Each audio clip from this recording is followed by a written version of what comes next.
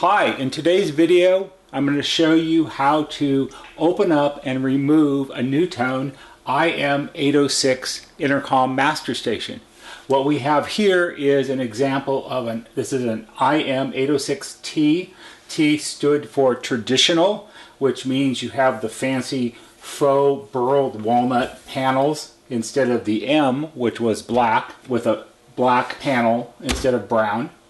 And 806s were a very short-lived model, but there are some out there, and removing them is probably by far one of the very easiest sets there is to take out of the wall and disconnect.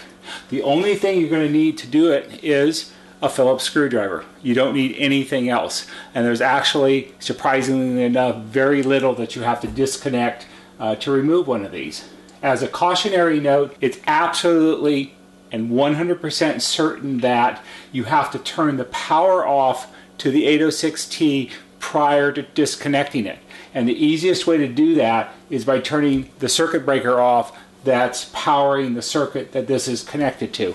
If you try to disconnect this while it's powered up, you will very likely damage it beyond whatever problems it already has. So find which circuit breaker it is, shut it off, verify that it's shut off by trying to turn the radio on and making sure the display doesn't light up. This example is not powered up. I already shut the power off to it. This is a unit that's in the shop for repair, and I thought it would make a good opportunity to make a video about taking it out. Another precaution on these are not so much about taking it out, but when you go to reinstall it, you have to be really careful of where the mounting screws go through the face plates. The plastic on these grills are somewhat thin and somewhat brittle, and if you over tighten the screws, you'll break through the back of the openings where the screw heads are supposed to hold it in place, and then you'll have a hard time reattaching it. So it's important to not over tighten it. I don't recommend that you use a cordless screwdriver or a cordless drill. Just use a regular Phillips screwdriver. The other thing to be aware of when you go to open this up is once you take these screws out, it's not attached to the wall housing in any way. There aren't any hinges on the bottom that hold it in place. It just will simply fall off the wall. So you have to be ready for it when you loosen the last screw. So all you have to do to remove it is unscrew the screws on each side and be prepared to catch it.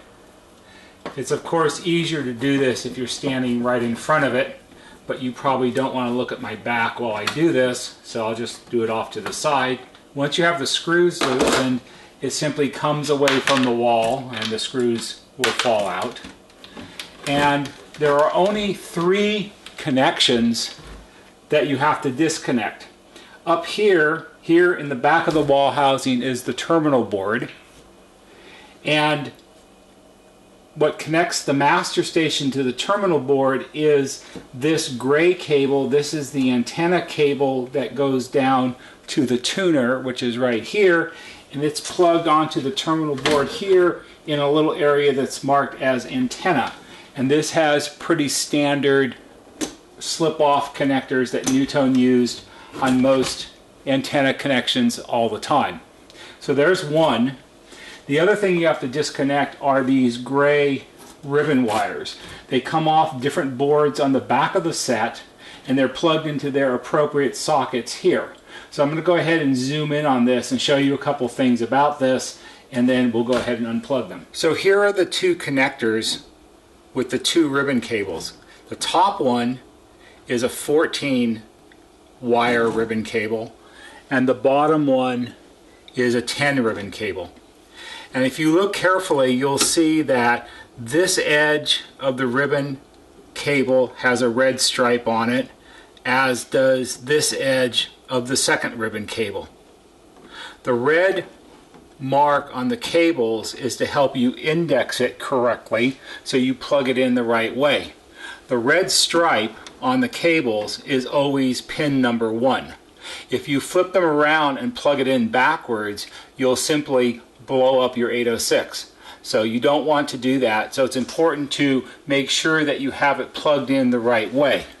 To make this even a little more complicated, on some 806s, the top connector while it's a 14 wire ribbon cable, it's actually a 16 pin connector, which of course makes it a little more confusing.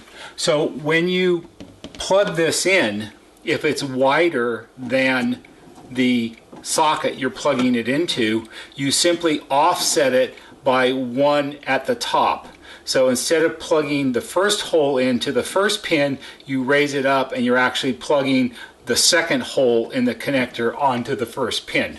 Like I said, NuTone likes to make things complicated sometimes, and on some of these models, that's the way it's done. And I'll show you that sort of close up at the end. So all you have to do to unplug these is you simply reach in and grab the connector and very carefully wiggle it a little bit, and it will unplug. And there's the red connector with its little tiny holes, and here are the pins that it plugs into. And then we'll do the second one.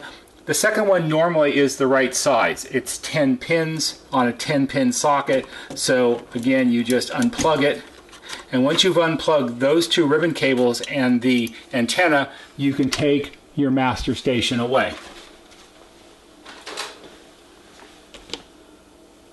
You'll notice here on the terminal board, next to the two sockets where the ribbon cables plug in, they are numbered. They're not numbered completely. This one shows 1, 3, 5, 10, and 14, and this one's 1, 3, 5, 7, and 9. I guess it would be too much trouble for them to have put numbers all the way across, so there's not enough room. But remember, the red stripe indexes with pin number 1 here, and the red stripe indexes with number 1 on the second one. So that's really all there is to removing an 806 master station, so you can send it in to have it repaired. Now I'll show you a close-up of the offset of the ribbon wire where the cable's wider than the socket. So here's a close-up of the 14 wire ribbon cable where it's plugged onto its board on the back of the IM806T master station. And here you can clearly see how the red connector is wider than the white socket. Here we have some part of the red connector exposed on this end, and here we have some of it exposed on the other end. So this shows how it's offset because the connector is 2 pins wider than the socket. And to show you how this goes when you plug it back in, I'm going to take this out. And there we have just the socket. And when it's time to plug this back in, what you have to do is don't do it like this, where you line it up all on one edge, and then you have 2 pins sticking out on this side. You want to center it so you have 1 pin sticking out on this side and 1 pin sticking out on that side. Then it's in the right position, and then you plug it back in.